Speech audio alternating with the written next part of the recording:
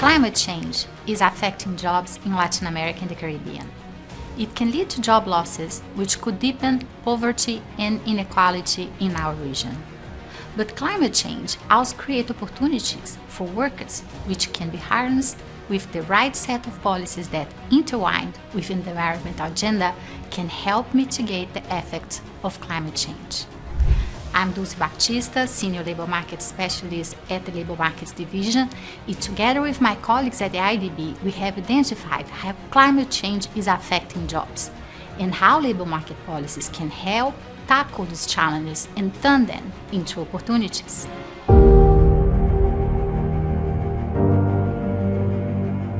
Did you know that climate change affects not only the planet, but also our jobs? Rising temperatures, natural disasters, weather events, and pollution can negatively impact workers.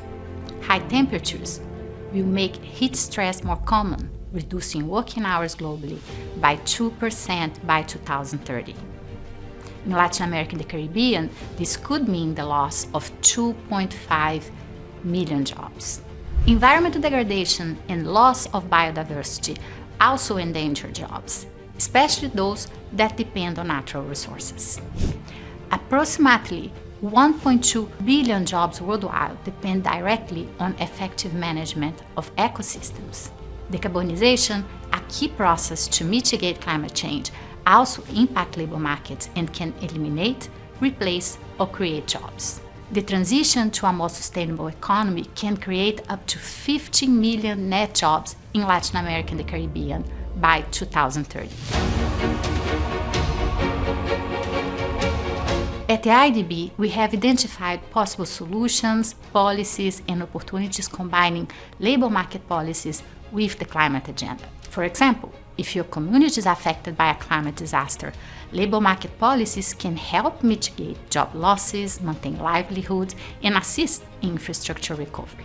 Post-disaster temporary employment programs are instrumental in these efforts and include activities such as debris and beach cleanup, roof repair, and the reconstruction of schools. Other labor market policies can drive job creation and income-generating opportunities from the conservation, restoration of natural capital and biodiversity.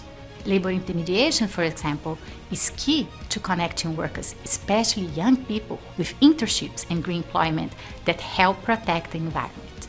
There are also policies to support workers while reducing carbon emissions. Public employment services can facilitate the transition of workers from polluting industries to jobs in growing green sectors by offering training and support in green skills. This will ensure that our companies and our countries have the talent they need to be productive and competitive during the green transition.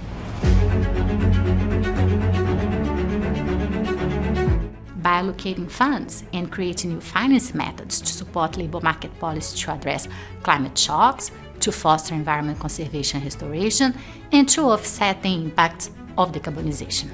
Also, by creating governance mechanisms to coordinate the pursuit of environmental, economic, and employment goals between labor ministries, employment agencies, and environmental agencies. It's also important to ensure labor market policies have the necessary instruments, programs, and operational mechanisms for an implementation that is effective and efficient. The green transition is happening in Latin America and the Caribbean, and the IDB can support countries in combining labor policies with the climate agenda to ensure a just transition where no one is left behind. To learn more about this topic, we invite you to read our report on climate change and labor markets.